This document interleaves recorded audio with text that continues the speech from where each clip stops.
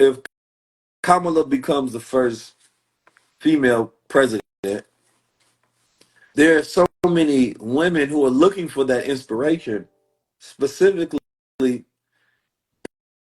in the black and brown communities. But you have to ask yourself, why is that void there in the first place?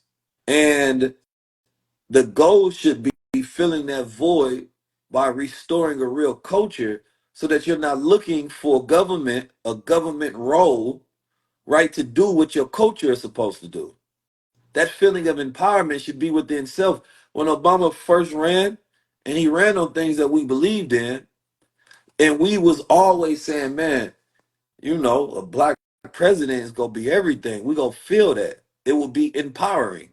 That's what we felt like it would have been. But we also have to think about a lot of that comes from the voice that we've had for years. And it did raise the confidence of Black America for some time. It had a psychological effect. But the goal is to not need those things because our culture has that own effect. So the goal is to take the power out of the symbolism.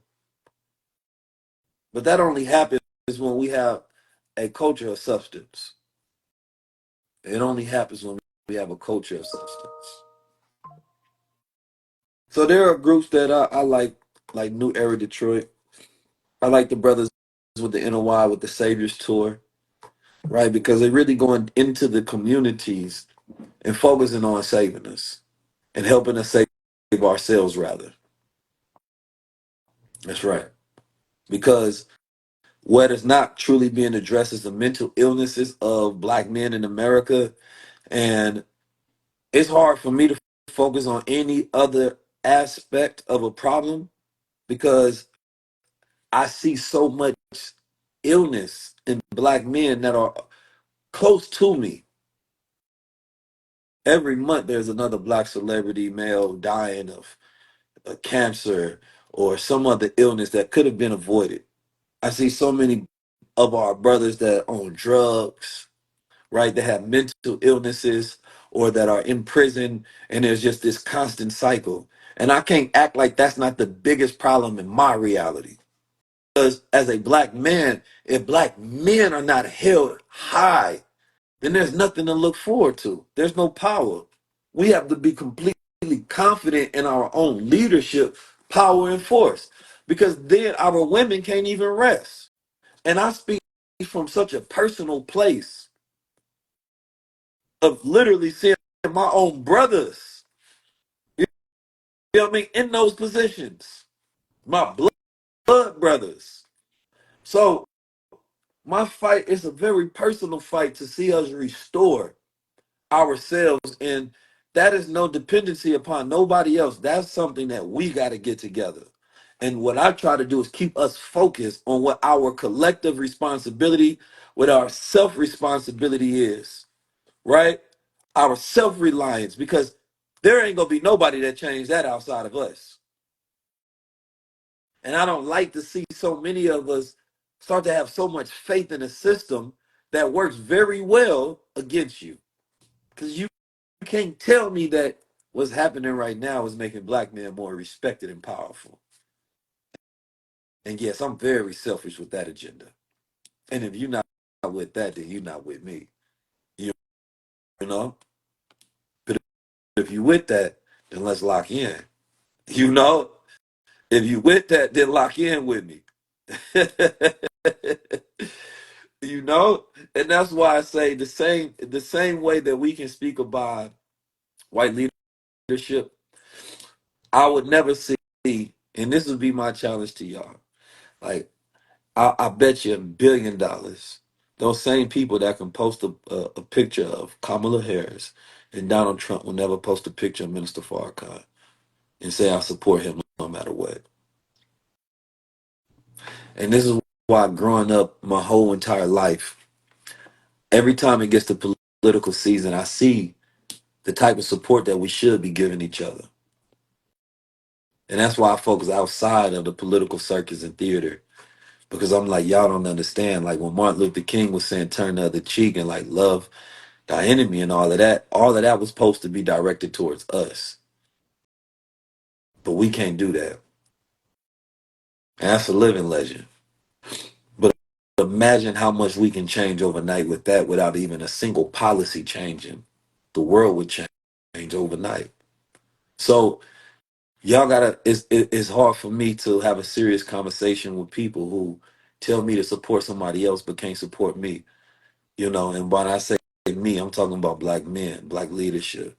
You did. Now if you can do that, then you got my heart, you got my mind, you got my ear. I'm listening. But we can't do that for each other. So therefore, this is why we're at a point of stagnation. We've always been a one that fought for our freedom, right? We've always been a one that created social change, not only just for the black community, but for the entire world.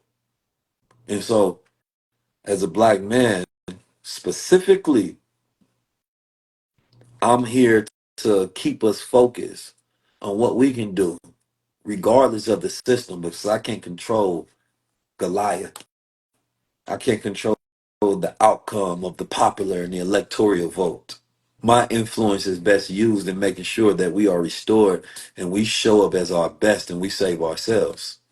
Because there's too many things that will never get addressed and that are not the job of the government to do in the first place. Yeah, I went to thug therapy in Oakland and I went to speak to them brothers, man, and I seen black men in therapy circles, young black men, older black men, with so much on their heart and their mind without a place to express it. And that's tough for me to see sometimes because I know how that is in my family. I grew up seeing family members break down to the point they smoking crack in front of me. And these are men that I idolized at one point. And I'm like, damn. I've seen black men who had standing armies and power, right? Die of cancer and accused of debauchery and all sort of sick things. I've seen men that built businesses and got it rated. I've seen us rise and fall over and over and over and over.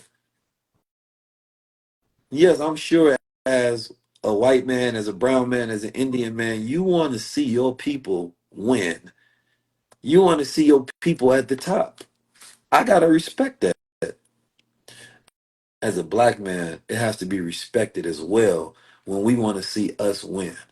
Because every other culture has a problem. They start talking about our statistics, start talking about our crime rates, start talking about all these things that we don't do. Okay, well then,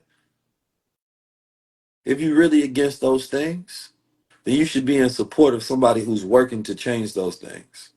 And that goes for all of us. So I put the onus on you because voting is such a small measurement of your power. The way we align our values, the way we invest our dollars, right? The way we develop ourselves, the way we govern ourselves. That's how we save ourselves.